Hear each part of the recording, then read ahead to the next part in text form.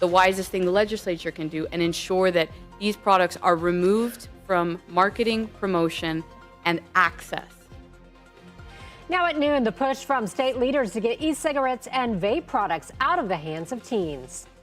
And this morning, we woke up to a temperature of 37 degrees, freeze warnings. We had cold weather advisories, but we are talking about temperatures down into the mid-20s with a rare watch now in effect for Central Florida. We'll be explaining more on that in minutes. Plus, we're digging into how low enrollment in Brevard County Public Schools is leading to staffing cuts. This is News 6 at noon. Streaming on clickorlando.com and broadcasting live. You're watching News 6 at noon. Thank you so much for joining us on News 6 at noon. I'm Julie Broughton. Of course, as Candace just said, we woke up to some cold temperatures this morning. So let's get right back to Chief Meteorologist Candace Campos. And Candace, it's not so bad out there right now, but more cold is on the way. Oh, absolutely. Now temperatures out the door. We are finally back into those 60s, almost area-wide, upper 50s across our western zones. But compared to just 24 hours ago, at this point in time, we are running 8 to almost 10 degrees warmer than yesterday. So we are going to continue to thaw out, but there is still a big blast of Arctic air that is going to continue to take control across the area, all after a cold front on Saturday morning comes through. The winds are really going to kick up behind that front. This is going to be a big story. I feel like the wind is something that a lot of folks are kind of overlooking because the focus is so much on the cold. But we are going to be clocking wind gusts upwards of about 35 to 45 mile per hour winds throughout your Saturday afternoon. So farmers markets, festivals, soccer practices where you're putting your tents up, that could be a big issue on Saturday. But then as we head into Sunday, that cold air, that strong breeze is what's really going to be dropping those temperatures. Feels like temperatures could get down into the single digits. That is why the National Weather Service has now issued what we call an extreme cold watch. We have not seen a watch like this in at least 15 years. It used to be called a wind chill watch, but they're talking about dangerously cold wind chills of at least 7 degrees across the majority of East Central Florida. Not only are we tracking the cold, but also the potential of snow flurries in the forecast. We'll show you those chances coming up in minutes. Candace, thank you. Several counties are once again opening cold shelters and warming centers as we deal with this stretch of cold weather. We have a full list for you of every single location on our website, clickorlando.com. In Orange County, a man is accused of shooting and killing a neighbor over loud music, and he is now in custody. It happened last Wednesday on Moselle Avenue near Old Cheney Highway and Cimarron Boulevard.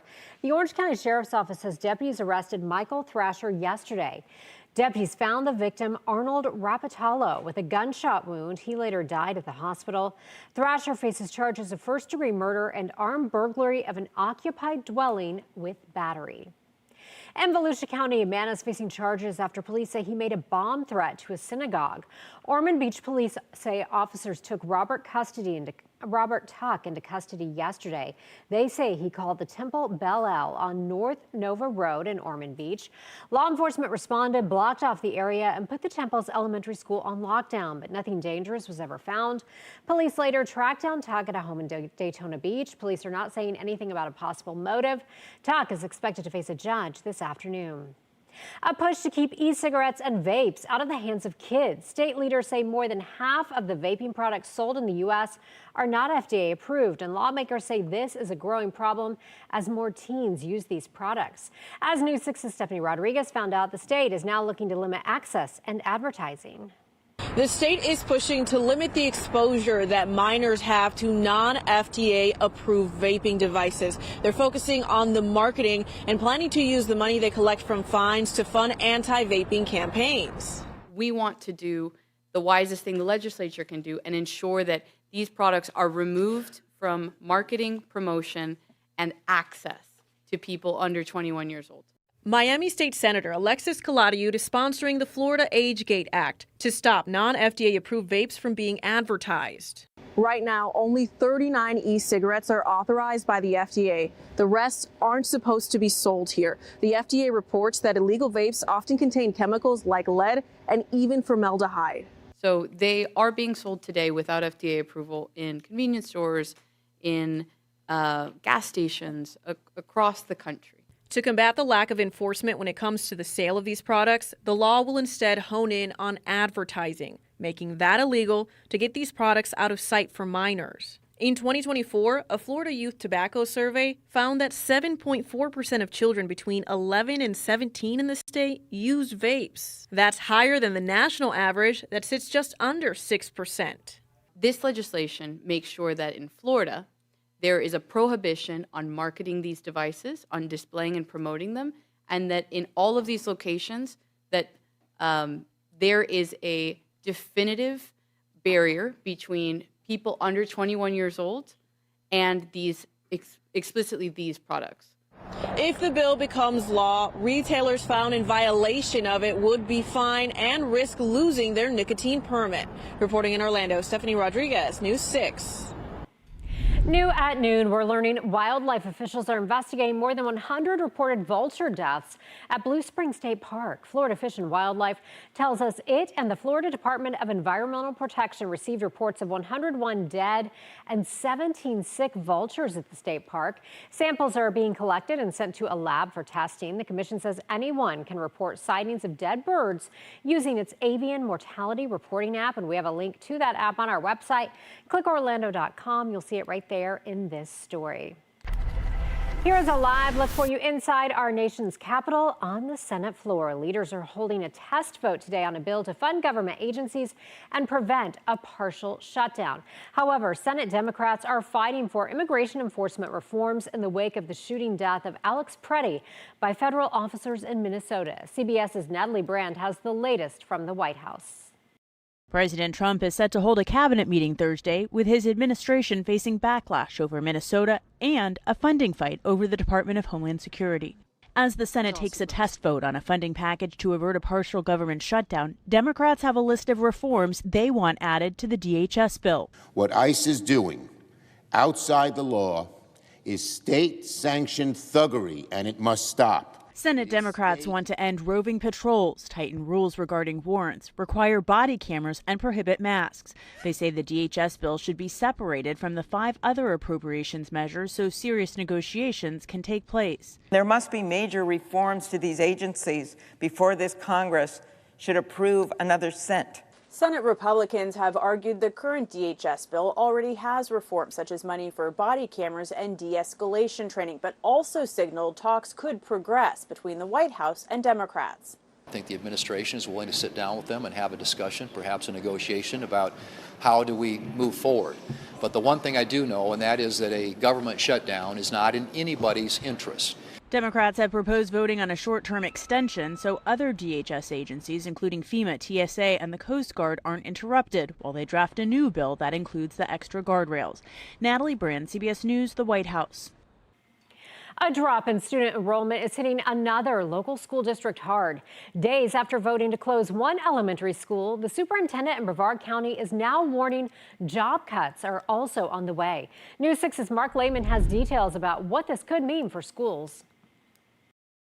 As the largest employer in Brevard County, the school district here could eliminate more than 600 jobs after yesterday's announcement. Parents we spoke with say it's an unfortunate situation, and they know firsthand the impact of declining enrollment. A 7% reduction in staff at Brevard Public Schools. That's what the superintendent is calling for in the wake of declining enrollment. Mark Rendell sending this letter to district employees, saying in part, because employee salaries and benefits are more than 80% of district expenditures, we have reached the point where we need to reduce our staffing costs. What goes through your mind when you hear something like that? I think of a logistical nightmare. How do you judge your best employees, your best teachers? David Bonilla is a parent at Cape View Elementary, which the school board voted to close just last week because the student population there has dwindled. Why is the demographic shifting? Is there things that can be done by local city council and by the school board to improve the conditions so that families can grow here? Other districts are also seeing reduced funding with a drop in enrollment. Orange County is considering closing 7 schools because of fewer students, in part due to school choice and declining birth rates. As for the situation in Brevard, the teachers union is responding, saying they're committed to ensuring contractual guarantees are upheld through every step of the process. The superintendent says teaching positions may only be affected if there are not enough students to fill a classroom. He added that these cuts are for the next school year and that the announcement was made now to give impacted employees enough time to prepare. In Brevard County, Mark Lehman, News 6. The city of Daytona Beach is saying enough is enough, formally declaring an apartment complex a public nuisance. Coming up, we're looking into what this means for people who live there. And here's a live look out of our Mount Dora camera, looking so beautiful, so much blue sky, but it is chilly out there. You're watching News 6 at noon. We'll be right back. This portion of the news is sponsored by Florida Lottery.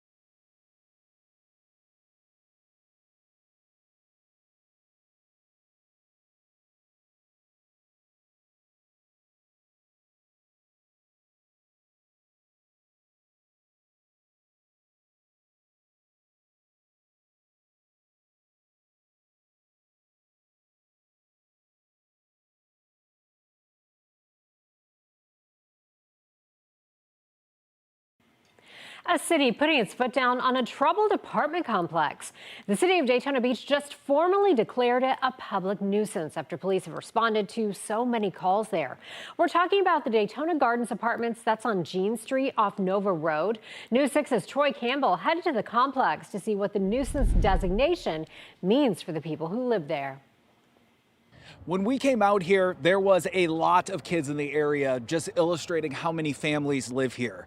Now, we spoke with several residents and they say they hope there are changes made after this property was officially declared a nuisance. Hi, my name is Lieutenant Kim Gerner of the Special Projects and Community Initiatives Division of the Daytona Beach Police Department. The Daytona Beach Police Department posting this video to social media on Wednesday, officially declaring the Daytona Gardens apartment complex as a nuisance. You just saw that video, you saw some of that crime scene, some of it looks even close to your home. Yeah, right behind my room window. So I've seen the police chase several people down. Karina Pringle says she's lived in the complex for the past 4 years with her young children. She says too often she sees law enforcement activity outside her window. Like they'll chase someone straight through the grass. You know what I mean? So I'm a lot of times scared to have my kids outside. I'm always like, I've gained to have anxiety living here. The Daytona Beach Police Department says last Thursday, it got the Nuisance Abatement Board to declare the complex a nuisance after it presented evidence from several violent crimes that have taken place at the complex since November. We're committed to improving quality of life for our residents, businesses, and visitors to our great city. The department says they are currently speaking to the complex owner, negotiating stipulations that the property will be required to abide by for the next year for accountability. And how would you describe some of the police activity scenes here from even the last few months? Well, it's been a lot of police activity. I can't lie. Carolyn Green has lived in the complex for the past year. She says she welcomes changes because she's concerned for the safety of the children in the area. Well, that would be awesome. That would be awesome. That would be a great idea if they can get it together and just get this place the way it should be for safety, for the little ones, for everyone. I also walked inside the leasing office. A representative told me that the manager wouldn't be available to speak to until Thursday. And of course, we will continue to keep you updated on when those improvements are made. In Daytona Beach, Troy Campbell, News 6. Time now is just about 12:16. This is a shot from our Launch Credit Union camera out in Port Canaveral. We are seeing absolutely gorgeous blue sky. No clouds at all in sight. Still on the cool side. Chief Meteorologist Candace Campos is here. And Candace, as we look toward the weekend, we are talking about some weather we haven't seen in a long time. An extreme cold watch just issued about, let's say, 10 minutes ago, or maybe 15 minutes ago, where it's a rare watch that we have now received here in Central Florida that has been issued for late Saturday night through Sunday afternoon, as wind chill values could get down to the single digits at times. So we'll have more on that in just a second. Right now, we are warming up a little faster than yesterday, so certainly some good news if you have some outdoor plans. Right now, we're in the upper 50s to low 60s. But now let's check on that hour-by-hour forecast for today. Your forecast is sponsored by Strata Services. All right, our temperatures throughout the afternoon are going to be staying in the mid-60s this afternoon. Our News 6 weather app is going to be a great tool, not only to track the cold and see how low temperatures are in the wind chill values, but also we'll be tracking some rain. Even some snow flurries in the forecast, so maybe you'll see a little pop of blue on the radar pretty soon. Looking at our lows later on tonight, we'll be in the upper 30s to low 40s.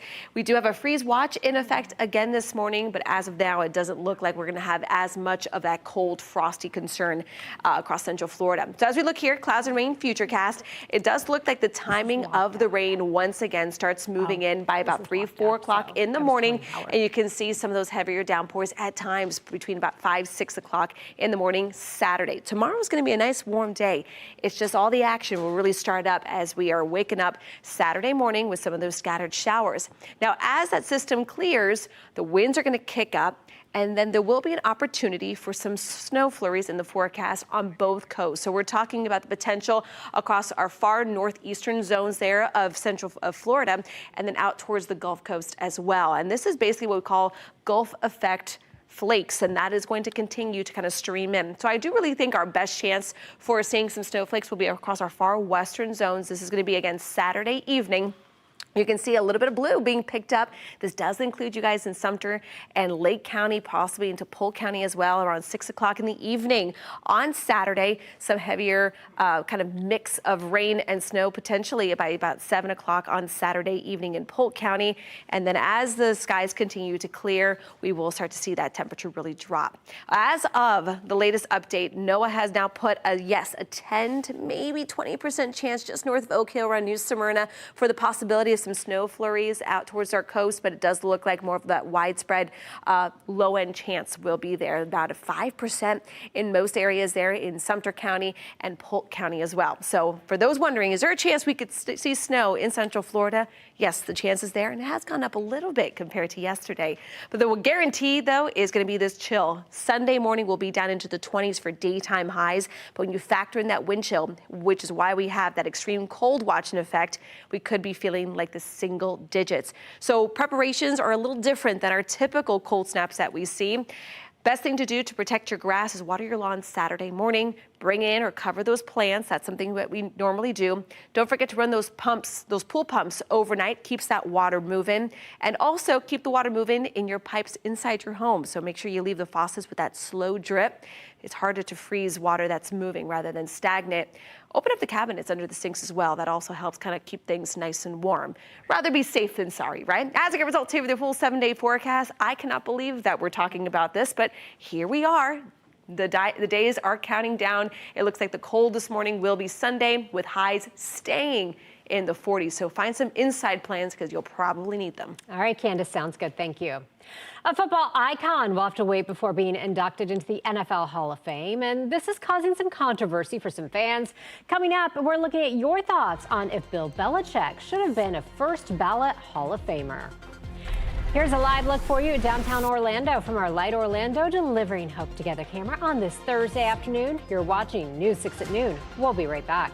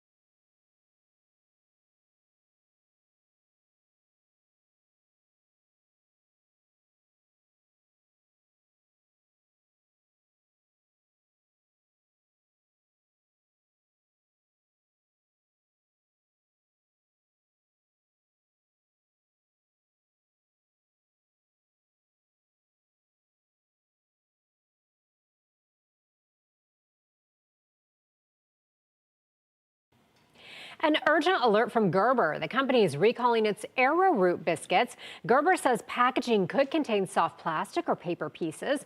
The company says it is no longer working with a flour supplier that is believed to be linked to the contamination. So if you have these biscuits, you can throw them out and get a full refund. 8 Super Bowl titles, the most postseason wins of all time, and the second most total wins. But that wasn't enough to be a first ballot Hall of Famer for legendary Patriots coach Bill Belichick. ESPN reports Belichick fell short of the 40 out of 50 votes needed to make this year's class. It was his first year of eligibility. But we want to know, what do you think? Should Belichick be in? We have this poll up on our website right now. So far, 33% of you have said yes, and 67% say no. Just head to clickorlando.com/react to cast your vote. Stay with us. We'll be right back.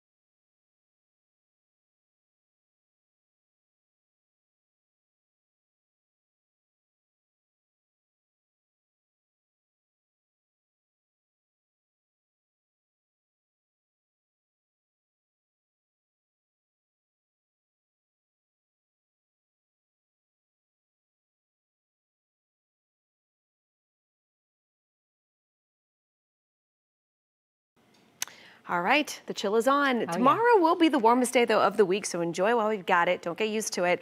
Saturday, that front comes through, really kicking up the breeze, keeping temperatures back into the 50s, which is being, you can see, the main story here is really going to be Sunday.